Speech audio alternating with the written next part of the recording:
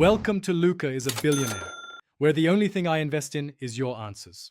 You begin by securing legal clearance and safety layers so every action that follows is compliant.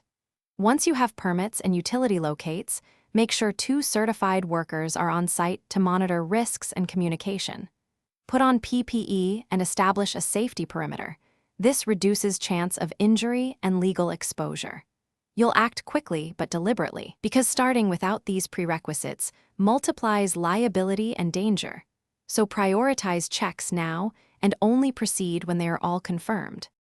You now execute the core actions under tight control. Use only approved tools and methods matched to the material and structure.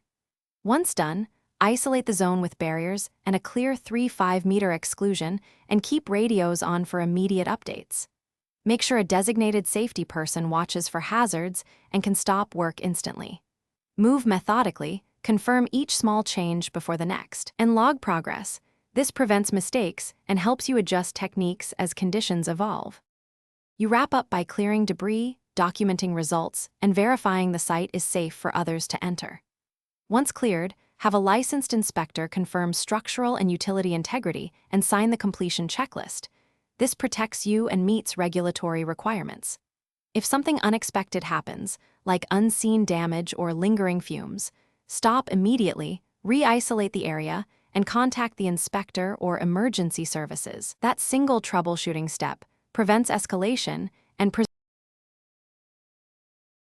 Thanks for watching and please subscribe. It's the best investment you'll ever make.